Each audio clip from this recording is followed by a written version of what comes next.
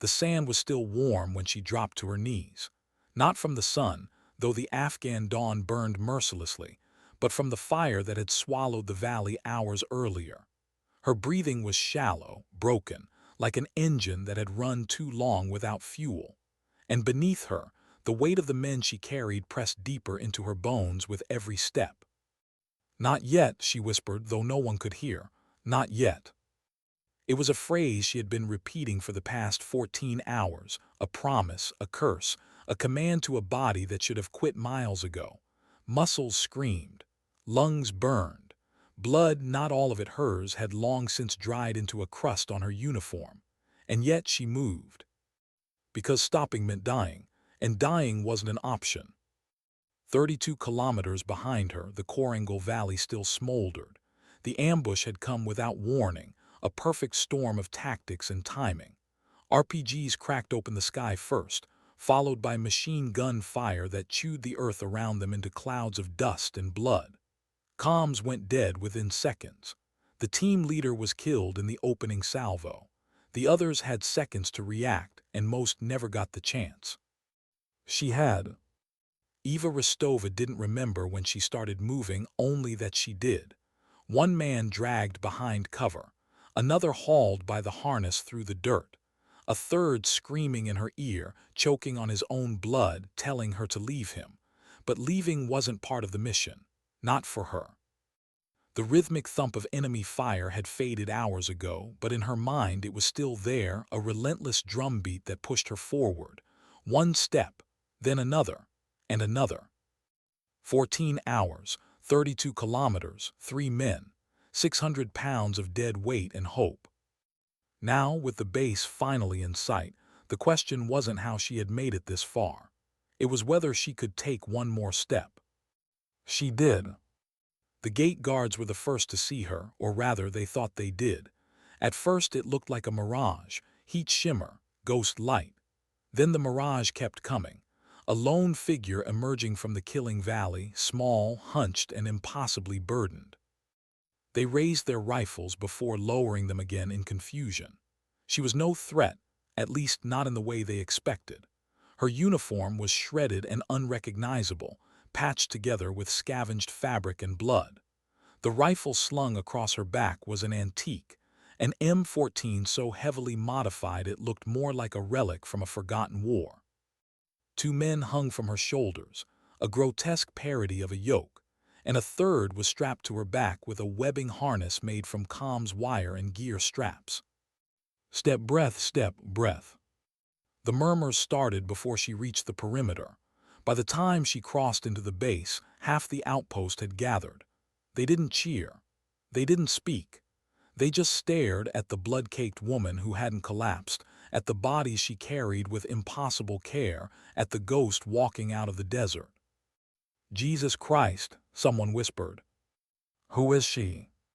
No one answered. When she finally stopped, she did so not with a dramatic fall but with deliberate precision. One knee lowered, then the other.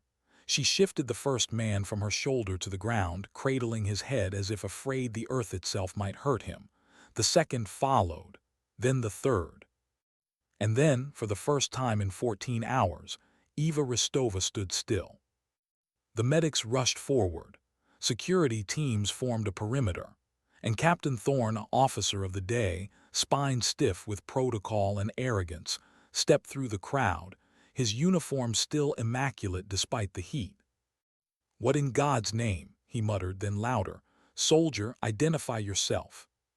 She didn't respond. She didn't even look at him. Her focus was on the men she had carried, on their breathing, their pulses, the tourniquets she had tied hours ago that still held. One had lost a leg, another hovered on the edge of unconsciousness, and the third still gripped her sleeve weakly, refusing to let go. "Answer me," Thorne barked. "Name and rank, who is your commanding officer, where is the rest of your unit?" Still nothing. She was already performing another check, pulse, pupils, blood flow, as if his words were nothing more than background noise. Thorne's face flushed red. "Look at me when I'm speaking to you." He stepped closer, his shadow falling across her like a threat. You walk out of the desert carrying 3 of our best operators, looking like you crawled out of a grave, and you expect to be met with a parade. I see a deserter. I see a coward who ran when things got hard. 5 seconds to identify yourself before I have you thrown in the brig." The silence that followed was heavier than the heat. The crowd shifted uneasily. Somewhere a generator hummed. She didn't answer. Only when the medics took over, when the last of the 3 was stabilized and lifted onto a stretcher, did she move. Slowly, deliberately, she rose to her feet. She was shorter than Thorne expected, compact and wiry. When she finally looked at him, her eyes were not filled with fear or defiance. They were cold, slate gray, empty in a way that made his stomach tighten. It wasn't the emptiness of someone broken. It was the emptiness of someone who had nothing left to prove. She said nothing. She didn't have to. Thorne hated the silence. It stripped his authority from him, layer by layer. He stepped closer again, reaching for the rifle slung over her back, a weapon that offended his sense of order. "Hand over your weapon," he ordered. Her hand moved before he realized it had. It wasn't a grab. It wasn't aggressive. It was a touch, light, precise, unshakable. "No, sir," she rasped. The words were soft, hoarse, but they carried more authority than his barked commands ever had. And that was when the whispers started. The older NCOs, the ones who had seen things, exchanged glances. The medics paused in their work. It wasn't just her tone. It was the way she moved, the economy of it, the way her eyes never stopped scanning the perimeter. "Captain," one of the medics called, his voice tight with disbelief. "This man's femur is shattered, but someone improvised a traction splint out of a cleaning rod and comms wire. And this tourniquet, it was applied within 30 seconds. Whoever did this saved his leg, saved his life." The words cut through the tension like a blade, and with them came the cracks in Thorne's narrative. A deserter didn't do that. A coward didn't carry 3 men 30 kilometers through hell. Before Thorne could respond, a Humvee screeched to a halt behind the crowd. The air shifted. Conversations died mid-sentence. General Matt had arrived. He stepped out slowly, eyes sweeping the scene, the wounded men, the medics, the crowd, and finally, the woman standing silent among them. He walked past Thorne as if he wasn't there and stopped just a few feet from her. "Report," he said. It wasn't a question, it was a command. Her second word since arriving was delivered with the same detached calm as the first. At 400 hours, call sign Predator 4 was ambushed in Grid 7B coordinated attack. RPGs first, followed by heavy machine gun fire from 3 elevated positions. Comms jammed. Lieutenant Miller KIA in initial volley. 2 others incapacitated. I suppressed enemy position, stabilized casualties, and proceeded to nearest friendly position. Total distance, 32 kilometers. Time elapsed, 14 hours. The words were surgical, precise, emotionless. The silence that followed wasn't curiosity anymore. It was awe. No one spoke, no one moved. Thorne swallowed hard, his face pale. That's impossible," he stammered. "No one could do that. Who the hell are you?" The general's eyes flicked toward him, cold as stone. "Captain," he said quietly, "you're relieved, effective immediately." The words hit like a hammer. Thorne's posture stiffened instinctively. He saluted, turned, and walked away, his career dissolving with every step. The general turned back to her, his expression softening. "It's good to see you, Master Sergeant," he said quietly. "Though I wish it were under better circumstances. We had you listed as unaccounted for." The title landed like a thunderclap, Master Sergeant. The soldiers shifted. Shock rippled through the ranks. She nodded once. "No time to update my status, sir. My priority was them." One of the wounded SEALs stirred on the stretcher.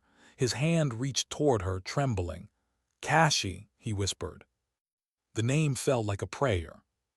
The whispers started again, softer this time. "Reverend Cashy, the Deathless. A ghost story told in smoke pits and briefing rooms.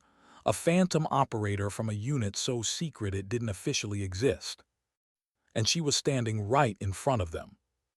They had called her Deathless. It wasn't a name she had ever chosen, nor one she particularly liked. But in a line of work where names were often erased and bodies buried without markers, a legend was sometimes all that remained. Kashi, the wounded SEAL, breathed again, his eyes glassy from blood loss. The medics were already wheeling him toward the field hospital, but he kept looking over his shoulder as if afraid she would disappear. Eva didn't move. She watched them go, her expression unreadable. For hours her body had been a machine, lifting, firing, dragging, breathing. Now that the mission was over, now that the men were out of danger, the machine had nothing left to do. And yet she couldn't allow herself to shut down. Not yet. Deathless? It wasn't immortality, it was stubbornness, a refusal to die when death was the easier choice. General Matt's voice pulled her back. Master Sergeant Ristova. She turned toward him. The respect in his eyes was unmistakable, but so was the sorrow. We thought you were gone. Almost was, she rasped, but they weren't, and that was enough. For a moment the two soldiers, one a decorated commander, the other a ghost from the shadows, simply looked at each other. No salute, no formality, just the quiet understanding of people who had seen too much. Then the noise returned. The base stirred around them like a hive, orders shouted, medics rushing, engineers unloading supplies, the hum of a forward operating base trying to pretend that the world hadn't just shifted on its axis. Eva moved through it like a specter, slipping past the stairs and whispers. Everywhere she walked, conversation stopped. Men who moments before had been laughing over cards or arguing about rations now stood at attention, unsure whether to salute or stay out of her way. She didn't acknowledge them. She didn't need to. Respect, real respect, wasn't something you asked for. It was something that followed you like a shadow. But beneath the surface of that newfound reverence was something darker. Guilt. They had seen her arrive and instead of help offered judgment. They had watched Captain Thorne tear into her and had said nothing. And now, with the truth laid bare before them, the weight of their silence was suffocating. She had no interest in their guilt. She had come here for one reason, to save lives. Everything else was noise. Still, there was one sound she couldn't ignore, the echo of the ambush, playing on a loop in her mind. 400 hours. RPG impact. Sand and stone raining down like shrapnel. Miller down, comms dead. Incoming fire from 3 elevated positions. She had been kneeling beside Miller when the second volley hit. The lieutenant was already gone, his chest armor shredded by the blast, but Eva had shielded his body anyway, instinct overriding reason. Seconds later, the first rounds cracked overhead. "Cover, cover," someone screamed. It didn't matter, there was none. She had moved without thinking. Rifle up, sights aligned, short controlled bursts into the ridgeline. Her M14 bucked against her shoulder, its familiar weight a small comfort amid the chaos. One gun fell silent, then another, but they just kept coming. By the time the smoke cleared, 2 SEALs were down, one unconscious and bleeding out, the other gasping through a collapsed lung. 3 wounded, 1 dead, 0 comms, surrounded. The math was simple, they weren't supposed to survive. But math was never Eva's strong suit. She dragged them one by one into a depression in the terrain, a shallow ditch that offered minimal cover but at least kept them out of direct fire. Then the real work began. Tourniquets, splints, a field-expedient chest seal fashioned from a water pouch, a decompression needle jabbed between ribs while rounds kicked up dirt inches from her boots, every motion rehearsed, every breath deliberate. And then the hardest part, moving. One by one, she hauled them out 32 kilometers of hell, under fire for the first 5 and hunted for the next 10. She moved only at night, resting only when her body threatened to betray her. At one point, she had nearly collapsed.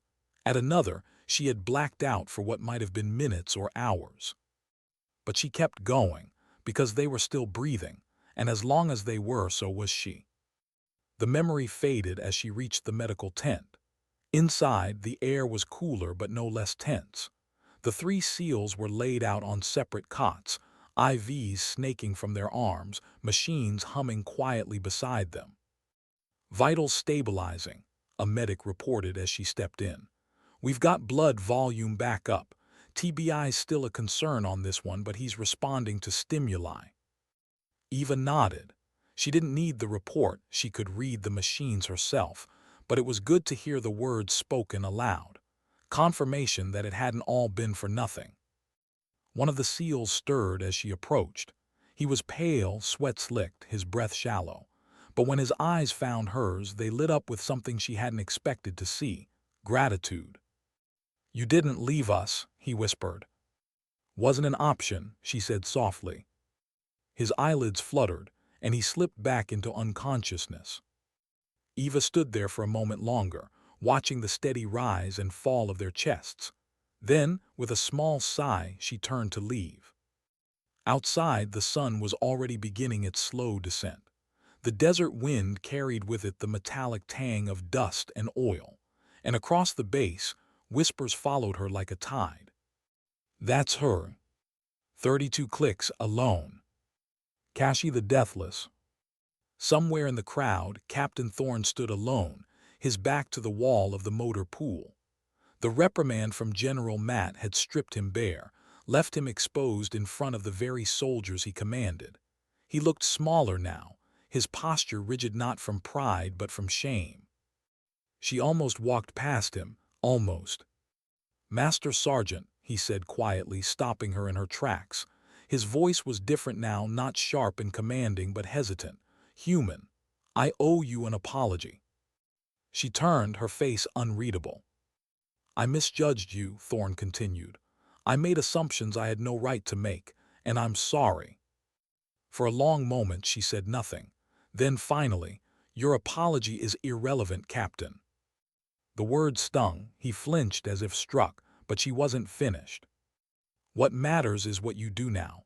Assumptions like yours get people killed. Learn from it. See the soldier, not the uniform, the action, not the appearance. That's all that matters." She turned to leave again. And though he said nothing more, the lesson would follow him for the rest of his life. Hours later, long after the base had gone quiet and the desert had swallowed the last of the day's heat, Eva sat alone in the dim light of the armory. The M14 lay disassembled in front of her, its pieces spread neatly across a mat. It was an old rifle, older than she was technically. She had carried newer ones before, more modern, more efficient. But this one had history. It had seen her through missions that no one would ever read about in places that didn't officially exist. It had never failed her, and she had never failed it. Piece by piece she cleaned it, bolt, firing pin, barrel, each movement precise, deliberate, almost ritualistic. There was something calming about the process, a small pocket of control in a world that offered so little of it. Somewhere deep inside, a memory stirred. A voice. Her first team leader years ago in a jungle half a world away. "You want to know the secret, Rostova? It's not the rifle. It's the hands that hold it. You keep those steady and you can carry the weight of the world." She smiled just slightly and slid the bolt back into place with a soft metallic click. For most of the soldiers on the base, that day would become a story, a lesson, a warning against arrogance and assumption. For Eva Rostova, it was just another mission. But something had changed. The legend that had once been confined to whispers had now stepped into the light. The ghost had a face, a name, and though she had no interest in the fame that followed, she understood the power of it. Because legends could do what soldiers could not. They could endure. Outside, the stars began to pierce the night sky one by one. The base grew quiet, but the whispers didn't stop. They never would. And somewhere, deep within the shadows beyond the wire, the war still raged, waiting for the next call, the next mission, the next impossible task. Eva Rostova would be ready. Because deathless didn't mean she couldn't die. It meant she would never stop walking toward the fire. The desert night has a way of swallowing sound. By the time the moon rose over the jagged ridges beyond Fob Nightingale, the base had fallen silent save for the hum of the generators and the occasional clink of metal from the motor pool. Most soldiers were asleep, their dreams a fragile reprieve from the chaos that waited beyond the wire. Eva Rostova wasn't among them. Sleep rarely came easily to her, and on nights like this it was impossible. She sat on the edge of her bunk, boots still on, uniform sleeves rolled up to the elbows. Her hands, scarred and calloused from years of field work, trembled slightly as they hovered over a metal flask. Not from fear, not even from exhaustion, from the adrenaline still coursing through her system, refusing to let her rest. It always happened after missions like this. The body slowed down, the mind did not. She closed her eyes. For a moment she let the darkness swallow her, let the hum of the bass fade into the background. And in that darkness the ghosts came back. 400 hours, RPG impact. The smell of cordite and blood. Miller's body falling backward in slow motion. The screaming. Her jaw tightened. She forced the images away. The men were alive, they were breathing. That was all that mattered. Still, she knew the truth. Survival wasn't victory. It was just the absence of defeat. An absence, she had learned, was often temporary. A knock on the door broke the silence. "Enter," she called, her voice low and steady. The door creaked open, and General Matt stepped inside. He wasn't in his dress uniform this time, just fatigues and a weathered jacket that looked older than most of the men under his command.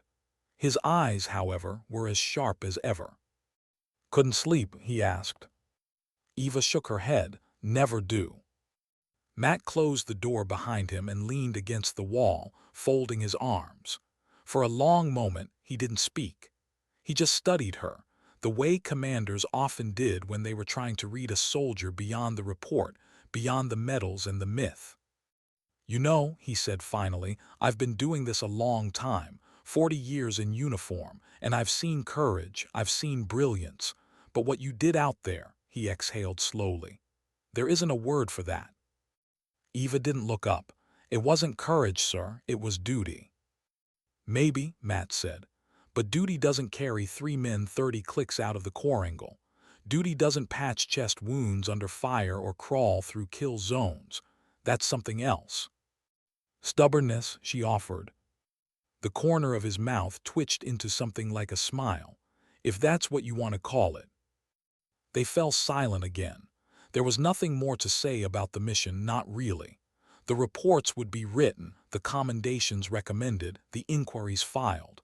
But none of that would capture what had really happened out there. It never did. "Do you know what they're calling the path you took?" Matt asked after a moment. Eva raised an eyebrow. "I'm afraid to ask." "Rostova's Mile," he said with a chuckle. "The new guys point out at the valley and say, that's where she came from. You're a story now." "Stories fade," she murmured. "Maybe," he said, "but some don't. Some become the backbone of who we are." The words hung between them, heavy and meaningful. "I didn't come here to praise you," Matt said finally, his tone shifting. "I came to warn you." Eva looked up. "About what?" "Whispers," he said.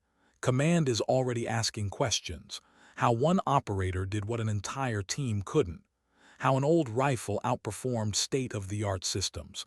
They'll want debriefings, explanations, maybe even oversight." "I don't do politics," Eva said flatly. "I know," Matt replied. "That's why I'm here. You're going to get attention now, the kind you never wanted. They'll see you as an asset, a symbol, maybe even a weapon, and that's dangerous." Her eyes hardened. "I'm not a weapon." "No," he said. "You're something far more dangerous. You're proof." The room fell silent again. Outside, a helicopter thundered into the night sky, bound for a remote outpost. Eva listened to the sound fade, then stood and crossed to the small window. The desert stretched out before her, endless, silent, unforgiving. "Do you ever wonder," she asked quietly, "how many times we have to prove ourselves before it's enough?" Matt sighed. "All the time, and I still don't have an answer." They stayed there for a while, the general and the ghost neither speaking. In that silence there was understanding, not camaraderie, not comfort, just the shared burden of people who had seen too much and knew they would see more. The next morning the base was different. It wasn't the walls or the sand or the routines. Those were the same as they'd been for years. It was the atmosphere. Where there had once been suspicion, there was reverence. Where there had been whispers of cowardice, there was awe. Soldiers who had looked past her the day before now nodded respectfully when she passed. A few even saluted. Eva ignored it all. Respect didn't interest her any more than condemnation had. Both were distractions. Both faded. Her focus was on the mission, the next one, because there was always a next one. She spent the morning at the range, putting round after round through the same paper target. The M14's recoil was familiar, comforting. Each shot a heartbeat in a rhythm she had known for decades. She adjusted windage without thinking, compensated for elevation by instinct. Somewhere behind her, footsteps approached. She didn't turn. "Good grouping," a voice said. She recognized it immediately, Captain Thorne. "I expected you to be on the next flight out," she said without looking up. "Not yet," he replied. "Command wants me to finish my rotation." A pause. "They also want me to learn something from all this." She lowered the rifle and turned to face him. His posture was different now, humbler, more measured.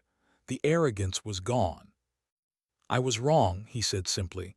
"About you, about everything." Eva said nothing. "I've spent my whole career chasing discipline," he continued, "believing that order and protocol were what made us strong. But watching you," he shook his head, "I realized I've been missing the point." "And what point is that?" "That strength isn't about how loud you shout or how straight your boots are. It's about what you do when everything falls apart. It's about the soldier who carries 3 men through hell because it's the right thing to do, not because anyone ordered her to." Eva looked at him for a long moment. Then she turned back to the target and fired another round. "Words are easy, Captain," she said quietly. "Change is harder." "I intend to," he said. For the first time, she believed him. That afternoon, she visited the field hospital again. The 3 SEALs were still recovering, but their color was better, their breathing steadier. One of them, the youngest, was awake and alert enough to speak. "Hey," he said weakly as she approached, "I heard they're writing up a medal for you." She shrugged. "They can write what they want." "You don't want it." "Doesn't change anything." The young SEAL chuckled softly. "Still, I want you to know we wouldn't be here if not for you. I don't just mean alive, I mean here, whole, able to see home again." Eva met his gaze. "You don't owe me anything." "Maybe not," he said, "but I'll never forget." She stood there a moment longer, then nodded and left. Outside, the sun was setting again, casting long shadows across the base. Shadows that reminded her of the men she hadn't been able to save. Not this mission, but others, many others. It was the burden every medic carried. The lives they saved were outnumbered by the ones they couldn't, and those were the ones that haunted you. But maybe, just maybe, carrying 3 men out of the quadrangle was enough to tip the scale, even if just a little. Night fell again, the desert cooled, and somewhere far beyond the perimeter another mission was already brewing. Intel had come in about a weapons cache deep in hostile territory. A team would be needed. Logistics, recon, medical support. Eva's name was already on the list. She would go, of course she would, not because she was fearless, not because she was invincible, but because she had long ago accepted the truth. The world was full of fire and someone had to walk into it. She cleaned her rifle one last time before lights out. Her hands were steady now. Her heart beat slow. Outside, the desert stars blinked silently overhead, indifferent witnesses to the battles fought beneath them. She didn't need their approval. She didn't need medals or recognition. Tomorrow she would do it all over again, and the day after that, and the day after that. Because that was the job. And for Eva Rostova-Kashi, the deathless, that was enough. The helicopter's rotors screamed against the dawn as it lifted dust from the landing pad and hurled it across the base like a sandstorm. Eva Rostova stood on the tarmac, goggles pulled over her eyes, rucksack slung over one shoulder, rifle strapped across her back. She hated helicopters, too loud, too exposed, too vulnerable, but they were a necessary evil in this part of the world. Another mission, another fire to walk into. The team gathered around her was new. They always were. A mix of faces too young to have learned fear and too old to still believe in invincibility. They looked at her the way they always did, with curiosity, awe, and a touch of unease. Legends didn't usually ride in the same aircraft. Master Sergeant Rostova, a voice called from behind. She turned. A young lieutenant jogged up, tablet in hand, cheeks flushed with either nerves or admiration, maybe both. "Lieutenant Anders, ma'am, I'm mission lead." She studied him for a long, silent moment. He had the look, polished, textbook, too eager to impress, but his hands trembled slightly when he offered her the mission plan. He never led men into the unknown before. He didn't know the weight that came with that. "Mission objective?" she asked. "SIGINT indicates a weapons cache 30 clicks west of here, inside a civilian compound. We've got satellite confirmation of enemy movement. Estimated 30 hostiles, light to medium arms." He hesitated. "We go in, secure the site, neutralize resistance, and extract intel." "Extraction." "Blackhawk on standby 20 clicks north, 2-hour window." Eva nodded. "And contingencies?" Anders blinked. "Ma'am." "Comms blackout, extraction compromised, casualties in hostile territory. What's your plan?" He shifted uncomfortably. "We improvise." Her gaze didn't waver. Improvise is what you say when you haven't planned enough. Hope is not a tactic, Lieutenant. Color rose in his cheeks. "Understood." Eva said nothing more. She wasn't there to humiliate him. He'd learn one way or another. The rotors picked up speed. Time to move. They flew low and fast, skimming the jagged landscape like a shadow. Eva sat by the door, wind tearing at the fabric of her sleeves, eyes fixed on the horizon. She liked to watch the terrain, study its ridges and valleys, the choke points and natural kill zones.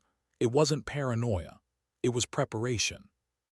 The SEALs across from her were quiet, too quiet. They'd read the reports. They knew who she was, and though none of them said a word, their eyes betrayed the questions they were too afraid to ask. What's it like to carry 3 men out of hell? What does it feel like to be a legend? Are you really deathless?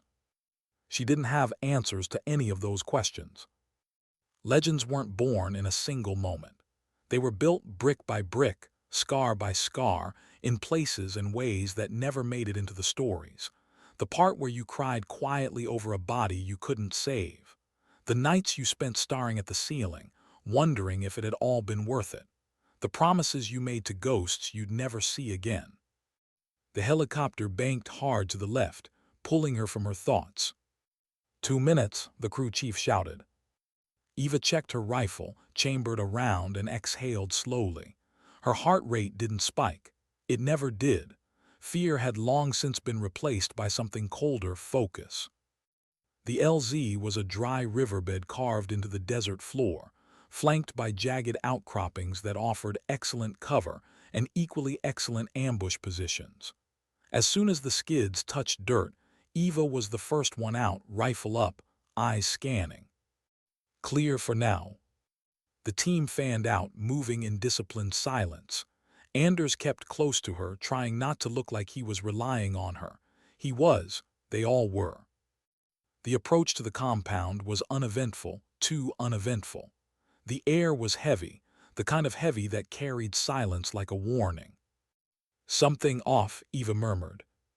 Anders glanced at her. "You think they know we're coming?" "Maybe," her eyes swept the ridgelines. "Or maybe they want us to come." They reached the outer wall without incident. A breech charge blew a hole through the mud brick, and the team flowed in with practiced precision. Room by room, building by building, they cleared the compound. It was empty. No weapons, no fighters, no cash. "Command, this is Viper 1, Anders said into his headset. "Objective sight is cold. I repeat, cold. No signs of—" The explosion cut him off. The ground beneath them erupted, hurling men into the air. Eva hit the dirt hard, ears ringing, vision blurred. Dust and debris rained down as gunfire opened up from the surrounding ridges. "Contact north and west," someone shouted. It was an ambush, textbook, coordinated, brutal. Eva was already moving. She grabbed Anders by the collar and dragged him behind a wall as rounds shredded the air where he had been standing seconds earlier. Across the courtyard, 2 operators were pinned behind a collapsed wall, returning fire blindly. "Get smoke out," she yelled. "Smoke deployed," a voice answered. Purple clouds billowed, obscuring visibility. Eva used the cover to sprint across open ground, sliding into position beside the trapped SEALs. Her rifle barked 3 times, and one of the shooters on the ridge tumbled backward. "Status," she demanded. "1 wounded, leg hit, heavy blading." "Tourniquet," she snapped. Her hands moved on autopilot, pressure, clamp, twist, until the bleeding slowed. Then she was up again, sight picture steady, firing controlled bursts. The ambush was clever, too clever. They'd been herded into a kill zone, their extraction point cut off, their comms jammed. Someone had known they were coming. "Command, this is Viper 1, Anders shouted again. "We are under heavy contact, requesting immediate QRF." "Nothing, just static." Eva's jaw tightened. "Comms are dead, they're jamming us." "What do we do?" Anders asked, voice shaking. She looked at him, young, scared, desperate, and saw herself, years ago, asking the same question. "We adapt," she said. The team shifted positions, consolidating their defense. Eva climbed to a second-story window, scanning for targets. The enemy was moving closer now, disciplined, coordinated, relentless. This wasn't a local militia. This was trained opposition. And then she saw him, a spotter, high on a ridge signaling positions. "Top ridge, 300 meters, she called. Anders hesitated. "Can you hit that from here?" She didn't answer, she didn't need to. The M14 cracked once. The spotter dropped like a marionette with its strings cut. "Shift your fire left," she shouted. "They're trying to flank us." The firefight dragged on, each minute stretching into an eternity. Ammunition ran low, casualties mounted. The sun climbed higher, turning the air into a furnace. Still, Eva moved, calm, deliberate, tireless. She patched wounds between bursts of gunfire. She coordinated fields of fire. She adjusted positions with an eye that saw the fight 3 steps ahead. And slowly, impossibly, they held. By the time the QRF arrived, 2 Apache gunships and a platoon of Rangers, the enemy had broken off, melting back into the desert. The team was battered, bloodied, but alive. Eva stood amid the wreckage, chest heaving, face streaked with sweat and grime. The courtyard was littered with spent casings and blood-soaked bandages. The air stank of cordite and dust. Anders approached her, his face pale but determined. "We should have died today," he said. "Maybe," she replied, "but we didn't." He stared at her for a long moment. "How do you stay so calm?" "Because panic doesn't stop bullets," she said, "and fear doesn't save lives." Back at Fob Nightingale, the debrief was terse and to the point. The mission had been a setup bait to lure them into a trap. But thanks to Eva's leadership, the team had survived with minimal casualties and critical intelligence recovered from the enemy dead. Command would write its reports, Commendations would be drafted. Medals would be pinned to uniforms. But those things were just words on paper. What mattered was that they were still breathing. That night, Eva sat alone again, this time on the roof of the barracks, watching the stars burn cold against the black sky. Her rifle rested across her knees, her hands still stained with blood that wasn't hers. The mission had been a success, but it hadn't felt like one. Too many close calls, too many what-ifs. What if she hadn't seen the spotter? What if the QRF had been delayed? What if the wounded hadn't made it? That was the curse of survival. It left you with questions that had no answers. Deathless? The word echoed in her head again, bitter and hollow. She wasn't deathless. She just hadn't died yet. Somewhere in the distance, a coyote howled. The desert wind carried it away, scattering it into the night. Eva exhaled slowly and looked up at the stars. Tomorrow there would be another mission, another ambush, another chance to fail. And she would go. Because that was what she did. Not for glory, not for medals, not even for the legend that had grown around her. But because when everything else burned away, politics, recognition, history, all that was left was the job. And someone had to do it. Dawn came quietly as it always did in the desert, with the first light spilling like liquid gold across the jagged horizon. The base stirred awake beneath it. Engines roared. Boots pounded the dust. The scent of burnt coffee drifted from the mess tent. Life went on. It always did. But Eva Rostova hadn't slept. She sat in the small chapel at the edge of Fob Nightingale, a place most soldiers visited only before deployment or after death. The air inside was cool and still, carrying the faint scent of old wood and sand. It was empty, save for a single candle flickering near the altar, its flame trembling with every whisper of wind. Eva wasn't religious. Not anymore. Too many names, too many graves. If there was a God, he had long ago stopped answering. But she came here anyway, not to pray but to remember. Her hands rested on her knees, scarred fingers tracing the faint outlines of names carved into the bench. Men and women she had served with, some she had saved, most she hadn't. She whispered each name silently, like a mantra. And with every one, the weight grew heavier. There was a myth about people like her that they were unbreakable, untouchable, deathless. It was a lie. Every life she couldn't save was a fracture, and every fracture left a scar. Most were invisible, some were not. She touched the one above her collarbone, a jagged line from a knife fight in Kandahar. Another along her ribcage, shrapnel from a failed extraction in Somalia. But the deepest scars were in places no one could see. The door creaked open behind her. She didn't turn. "Didn't expect to find you here." The voice was familiar, weathered, deliberate. General Matt stepped into the chapel and walked down the aisle, boots echoing softly against the worn floorboards. "Most people don't," Eva said quietly. He stopped beside the bench, hands clasped behind his back. "How many names?" "Too many." He nodded slowly. "That's how you know you're still human." Eva's lips curled into a faint, humorless smile. "Some days I'm not sure I am." Matt looked at her for a long moment before speaking again.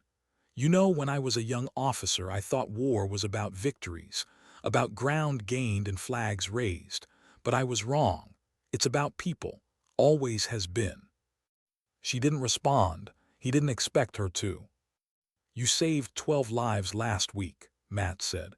"And the intel you brought back will save dozens more. But I know that's not what you're thinking about." "It never is." "No," Matt said softly, "it never is." Silence settled between them. "You ever wonder if it's worth it?" she asked finally. "Every day," he admitted, "and every day I decide it is." Eva's gaze lingered on the candle. "I don't do this for a flag, or a country, or orders from people who will never see what this war looks like up close." "I know," Matt said. "That's why you're the best there is." She shook her head. "No, that's why I'll never stop." The weeks that followed blurred into one another, mission after mission, firefight after firefight. The war didn't pause for legends, and Eva wouldn't have wanted it to. But something was shifting, not in the conflict but in her.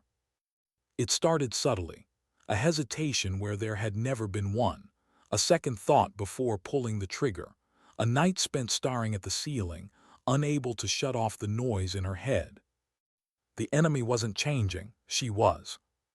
One night, after a particularly brutal raid on a high-value target, she sat outside the perimeter fence, staring into the black void beyond. The desert stretched endlessly, a graveyard of ambitions and forgotten causes. She thought of the ambush in Korangal, of the 3 men she had carried, of the dozens she hadn't. And she thought of home, a place that didn't really exist anymore. Her apartment in Washington had been empty for years. The plants were dead. The fridge held nothing but expired condiments. She had no one waiting, no one to call. This, the missions, the silence, the endless fight, this was all she had. And sometimes she wondered if it was enough. The sound of footsteps pulled her from her thoughts. Captain Thorne approached, hands in his pockets, gaze fixed on the horizon. "Mind if I sit?" he asked. "Free country," she murmured. He lowered himself onto the sand beside her. For a long moment, neither spoke. "I used to think people like you didn't feel fear," he said finally, "or doubt, that you were built differently." "Everyone feels it," she said. "Some of us just don't let it stop us." He nodded slowly. "I've been trying to be better, to be the kind of officer who deserves the soldiers under him." "You've changed," she admitted. "Because of you," he said simply. "What you said about assumptions killing people, I think about that every day." Eva didn't respond. She didn't need to. The fact that he had listened was enough. "You know," Thorne continued, "they're teaching your story now. At command school, they call it the Rostova lesson." She almost laughed. "Sounds dramatic." "It is, but it's true. They use it to teach humility and leadership, and how strength doesn't always look the way you expect it to." Eva stared into the distance. "It's a good lesson, but I'm not the point." "No," Thorne said, "but you're the proof." They fell silent again, watching as a convoy of Humvees rumbled out of the gate and disappeared into the desert. "Do you ever think about what comes after?" Thorne asked quietly. "After what?" "After this, after the missions, after the war." Eva's eyes softened, but only slightly. "I don't plan that far ahead." "Maybe you should." "Maybe," she said, but they both knew she wouldn't. 2 weeks later, the call came. It wasn't unusual, another mission, another name on a roster. But this one felt different. It wasn't about seizing ground or capturing weapons. It was about people, specifically, a group of aid workers who had been taken hostage deep in insurgent territory. The intel was clear. They were alive, for now. The operation was high risk, deep penetration, limited support, zero margin for error, exactly the kind of mission they called her for. "Are you sure about this?" Matt asked as she checked her gear. "I don't do sure," she replied. He sighed. "You know you could walk away tomorrow. No one would question it. You've done more than enough." "Maybe," she said, "but they haven't." Matt understood. He always did. The night of the mission was moonless, a cloak of darkness that wrapped the valley in silence. Eva moved with her team through the rugged terrain, every step measured, every breath controlled. The enemy compound loomed ahead, faint lights flickering through narrow windows. The assault began with precision. Suppressed shots dropped the sentries before they could raise an alarm. Breaching charges tore open the doors. The team flowed inside, clearing room by room. The hostages were in the basement, chained, beaten, terrified, but alive. "Package secured," Anders reported over comms. "Exfil in 10, Eva replied. They almost made it. The first explosion rocked the compound just as they reached the courtyard. A second followed seconds later, collapsing the east wall. The enemy had been waiting. Contact multiple, someone shouted. Gunfire erupted from the ridgelines. Bullets sparked off stone and tore through the sandbags. The night lit up with tracer fire. Eva moved instinctively, dragging one of the hostages behind cover. "Get them out," she barked. "We're pinned," Anders yelled. "Then hold them off." She rose from behind the wall and fired, each shot deliberate, each target falling with surgical precision. A round grazed her shoulder, spinning her sideways. She ignored it. Pain was irrelevant. More explosions, more screaming. The fight devolved into chaos, the kind of chaos where seconds decided lives. And still she moved. One hostage dragged to safety, then another, then another. When the dust finally settled, the enemy was gone, driven off by sheer ferocity and the thunder of approaching gunships. The hostages were safe. Every operator was alive. Eva was on her knees, blood soaking through her sleeve, breathing hard but steady. "Status," Matt's voice crackled over the radio. "Mission complete," she said. "All personnel accounted for." A long pause, then, "Good work, Kashi." She closed her eyes. The name didn't sting anymore. It didn't define her. It was just a word. The work, that was what mattered. Later that night, as the helicopters carried them home, Anders sat across from her, staring as if seeing her for the first time. "You know," he said quietly, "we all talk about how brave you are, but I think it's something else." "What's that?" "Relentless," he said. "You just don't stop." Eva's eyes drifted to the horizon. "Someone has to carry the weight," she murmured. And once again she had. The wind howled across the valley floor as the convoy rolled through the gates of Fob Nightingale. The mission was over. The hostages were safe. Every operator had made it back alive. And yet, the silence that settled over the base wasn't the victorious kind. It was heavier, deeper, the kind that followed close brushes with death. Eva Rostova climbed down from the Blackhawk, her boots hitting the ground with a dull thud. Blood, hers and others, was caked into the seams of her sleeves. The cut on her shoulder, hastily stitched in the field, throbbed with every heartbeat. She didn't flinch. Pain was just another language the battlefield spoke, one she'd learned to understand without complaint. "Med Bay wants you for evaluation," Anders said, as he fell into step beside her. "I'll pass," she muttered. "Ma'am, you're bleeding." "I've bled before." He hesitated. "At least let them take a look. You're no good to anyone if you go down." She stopped walking and looked at him. Really looked at him. His face still carried the wide-eyed edge of youth, but there was something new behind his gaze now, resolve, tempered by what they'd survived. "Good," she said after a long pause. "You're learning." And then she kept walking. The medics did patch her up eventually. They always did. A fresh dressing, a new round of antibiotics, a warning about infection that she didn't bother to listen to. She had worse. What she hadn't had, though, was time. Not since Korangal, not since the ambush, not since the world had decided that she was more myth than woman. And it was starting to show. She felt it in the way her hands sometimes trembled when she wasn't holding a weapon. She heard it in the sudden, sharp sounds that jolted her awake from dreams she couldn't remember. She saw it in the faces of the men and women she saved, the gratitude, the awe, the fear. Fear. That one still surprised her. People feared her now, not because of what she'd done to them, but because of what she represented. She wasn't a person anymore. She was a symbol, a story, a living warning whispered in the dark corners of briefings. And no one knew how heavy it was. A week later, she stood before a panel of officers in a stark, windowless room deep within the command complex. The walls were bare. The table was metal. The faces across from her were polished and unreadable. "Master Sergeant Rostova," one of them began. "First, on behalf of the United States Special Operations Command, we want to commend you for your actions during the recent hostage recovery operation." "Thank you, sir," she said, her tone flat. Your performance was exemplary, another officer added, glancing down at his notes. Frankly, it has raised questions about whether your unique skill set might be better utilized in a different capacity.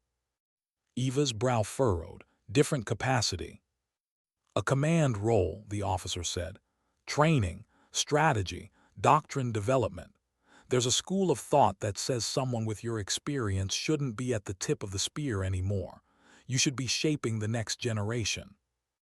Teaching, she said. The word tasted strange on her tongue. Leading, the officer corrected. Think about it, your expertise could multiply our effectiveness tenfold. You've seen things no one else has, done things no one else could. Eva was silent for a long time. Then, and who carries them out while I'm behind a desk? We have plenty of soldiers. No, she said, shaking her head. You have plenty of good soldiers, but you don't have many who have walked the ground I've walked, and that's the problem. You want me to teach them how to do what I do, but the truth is most of them can't. The room fell quiet. It wasn't arrogance, it was fact. What I do isn't about skill, she continued.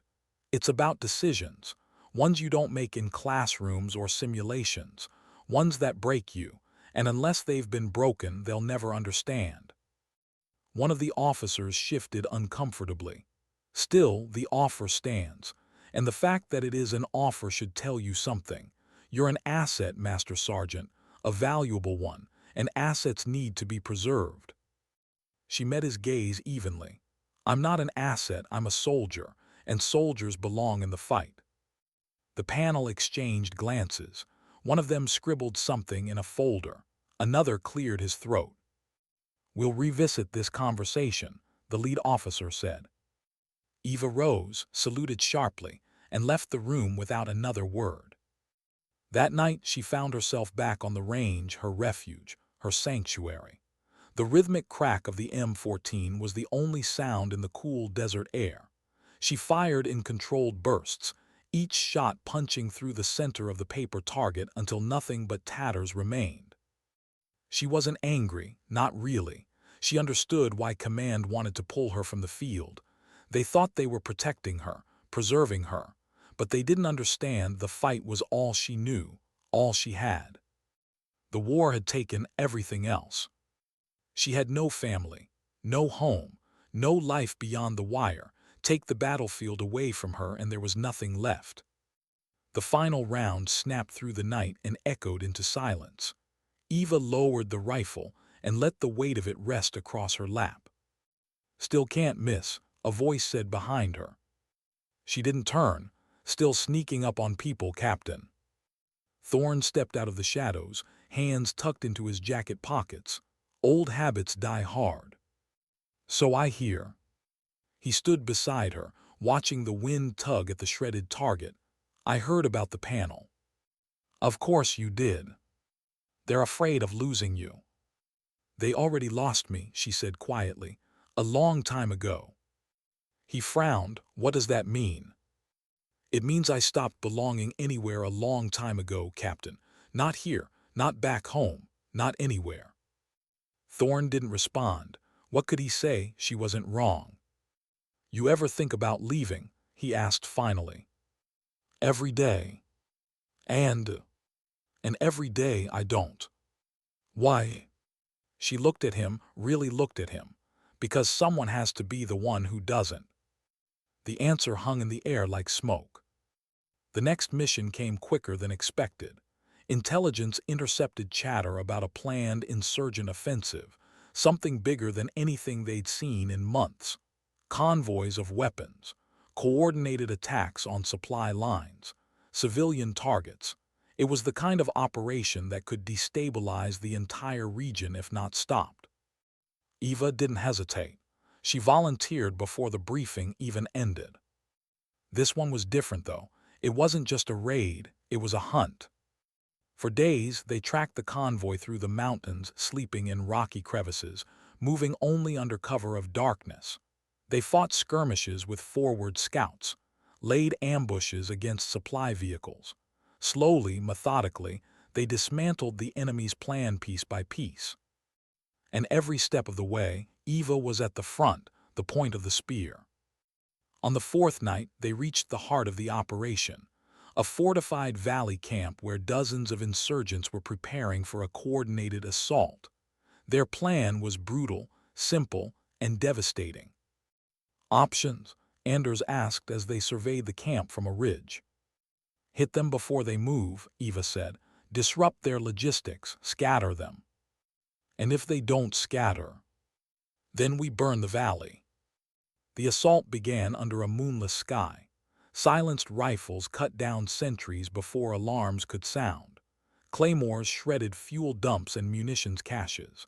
Explosives turned vehicles into twisted wreckage.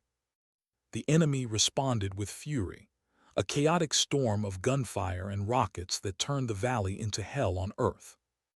Eva moved through it like a ghost, calm, precise, unrelenting.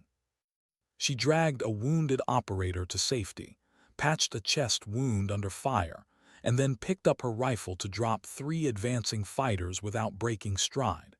She barked orders over the chaos, her voice cutting through the din like a blade. And then amid the smoke and screaming, she saw it, a figure slipping through the chaos, radio in hand, calling in reinforcements. The commander. Her breathing slowed, time seemed to stretch. She lined up the shot, 1 heartbeat, 2. The rifle cracked, the commander fell. With their leader gone and their supply lines destroyed, the insurgents broke. Some fled into the mountains, others surrendered. The offensive was over before it had even begun. When the dust settled, the valley was silent, save for the crackle of burning fuel and the moans of the wounded. And in that silence, Eva stood motionless, her rifle hanging loosely at her side.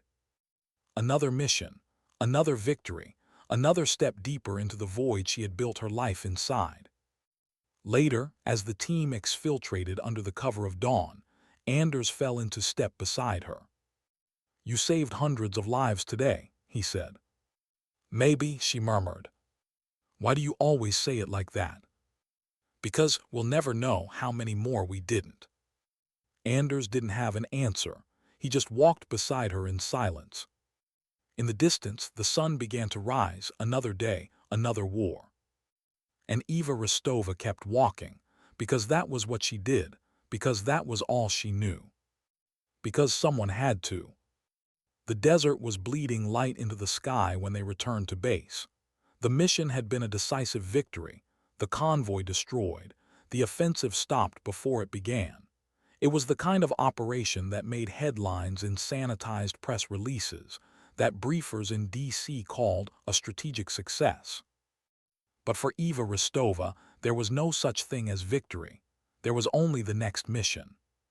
She stepped off the helicopter and felt the weight settle back onto her shoulders, the same weight that had been there since Korangal, since the ambush, since the first time she had dragged someone out of the fire and realized she couldn't stop. The base bustled around her, alive with the false energy that followed a win, but her eyes were distant, fixed on a point far beyond the perimeter fence. "Master Sergeant," Anders called from behind her. She turned. He was holding a folder, thick, stamped classified. "Command wants your AAR by 1800. "I'll get to it." He hesitated, then offered a small, almost boyish smile. "You know, you saved my life in there." She shrugged. "I was saving the mission." "Still," he said, "I won't forget it." Eva said nothing. She didn't save lives for gratitude, and if she was being honest, she didn't save them for duty either. She saved them because she couldn't do anything else, because the day she stopped trying would be the day she couldn't live with herself. That night the base held a celebration, one of those half-hearted morale events meant to remind everyone why they were still fighting. Music blared from speakers near the mess hall. Someone grilled steaks. Someone else had managed to scrounge up beer from a supply drop. Eva didn't go. She never did. Instead, she sat alone on the firing range under the stars, cleaning her rifle with the same meticulous care she always did. The motions were muscle memory by now: cloth, oil, reassemble, inspect. Each piece slid into place with the ease of a ritual performed 1,000 times before. Footsteps crunched on the gravel behind her. She didn't need to look to know who it was. "You're missing the party," Thorn said. "I'm working." "You call that work?" "It keeps me alive." He walked over and sat on the bench beside her. For a long time, they didn't speak. The only sound was the soft click of metal on metal as she locked the bolt into place. "You ever think about why you're still doing this?" he asked finally. "All the time."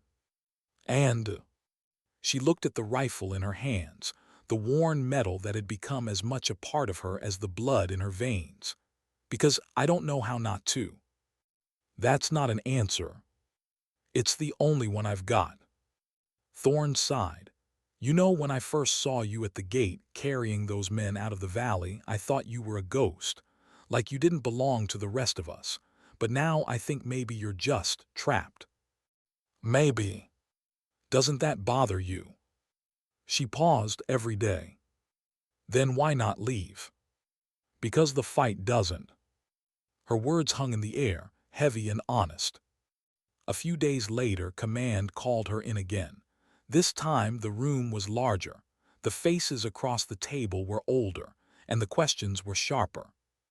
"Master Sergeant," the Brigadier General began, "your actions in the past 6 months have had significant strategic impact, but they've also raised concerns." "Concerns, sir?" "You're becoming indispensable." Eva's jaw tightened. "That's a problem." "It is," the general said. "No one soldier should be irreplaceable. That's not how this institution works. And yet, every high-value mission, every crisis, every situation with zero margin for error, your name is on it. That's not sustainable." "So what's the solution?"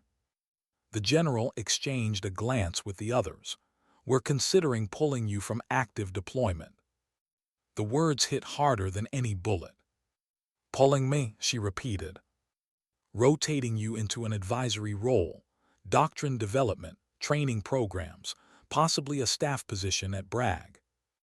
"And if I refuse?" The general sighed. "This isn't a request."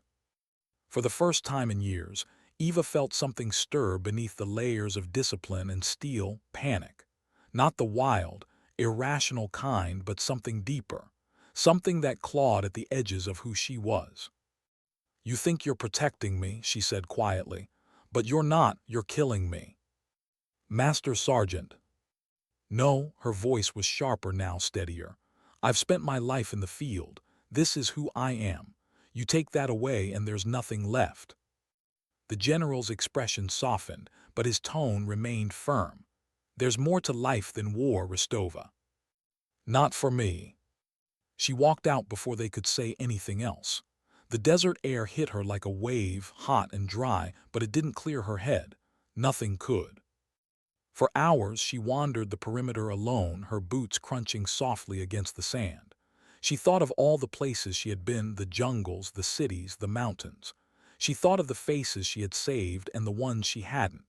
She thought of Miller, the lieutenant who had died in Koringal, of the men she had carried out of the valley, of the hostages she had dragged through gunfire. And she realized something she'd never admitted to herself before. She was afraid. Not of dying, not of failing, but of stopping. What would she be without this? Without the missions, the chaos, the purpose? She had no family, no home, no life beyond the next operation. If they took that away, what remained? A ghost.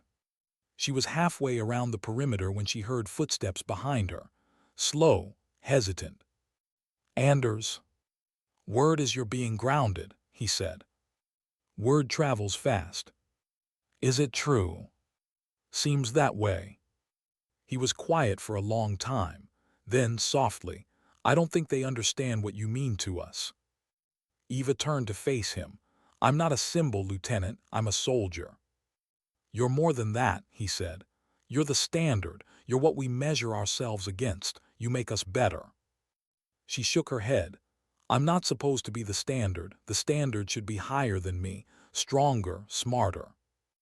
Anders took a step closer. You told me once that someone has to carry the weight. Maybe that's your role now, not to fight every battle, but to show the rest of us how to carry it." Her chest tightened. She hated that he was right. Days passed. Meetings came and went. Decisions were delayed, debated, revised. But the outcome was inevitable. The orders came down officially on a Wednesday morning. Effective immediately, Master Sergeant Eva Rostova is reassigned from direct action operations to a strategic advisory position. She read the words twice, then folded the paper neatly and slipped it into her pocket. And that was that. No fanfare, no ceremony, no farewell, just another change of orders in a career built on them. The next morning she stood at the edge of the airfield, watching a team board a Blackhawk for a mission she would not be part of. Their gear was tight. Their eyes were hard. Their hands shook just slightly, the way hers had once. And for the first time in her life, she felt like an outsider. Thorne found her there, staring at the horizon. "Doesn't feel real, does it?" he asked. "No," she admitted. He was silent for a moment. "You know, legends never really retire. They just change battlefields."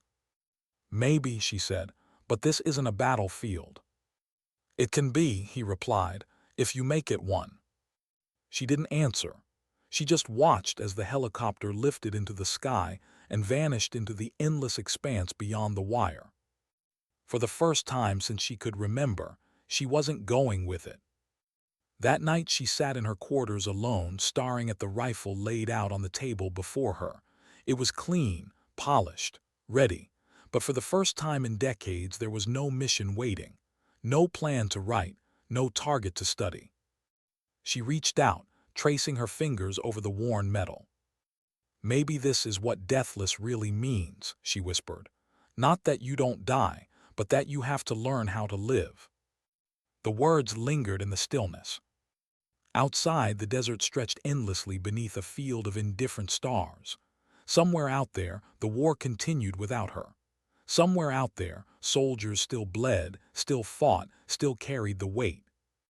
And Eva Rostova, Kashi, the deathless, sat quietly, wondering for the first time who she was if she wasn't walking toward the fire. The days that followed were the quietest of Eva Rostova's life. No mission briefs, no night insertions, no hurried gear checks or pre-dawn launches into unknown territory. The world she had lived in for nearly 2 decades, the only world she had ever truly understood, moved on without her. And she hated every second of it. The routine they'd given her was supposed to feel like purpose. Strategic advisory sessions, training lectures, tabletop simulations with officers young enough to be her children. She taught them how to plan for contingencies, how to think 3 steps ahead, how to improvise when the plan disintegrated. They listened, they took notes, they nodded in all the right places. But they didn't understand, they couldn't. You couldn't teach what it felt like to press your hand against a dying man's chest and whisper that he was going to make it, when you knew he wouldn't. You couldn't write doctrine about how to keep moving when every part of you wanted to stop. You couldn't explain what it meant to make the impossible choice and live with it forever. They wanted lessons. What she had were scars. One afternoon, she stood before a room full of officer candidates, fresh-faced, eager, and untested. A map of the Korangal Valley was projected on the wall behind her, its ridges and choke points etched into memory like an old wound. "Questions?" she asked after finishing her lecture on unconventional warfare tactics. A young lieutenant raised his hand. "Ma'am, what do you do when the plan fails?" She studied his face. He couldn't have been more than 25. He still believed in plans, in the idea that the world made sense if you just followed the right steps. "When," she corrected gently, "not if, when the plan fails." The room was silent. "You adapt," she said. "You improvise. You look at the ground, the weather, the bodies, and you make a new plan.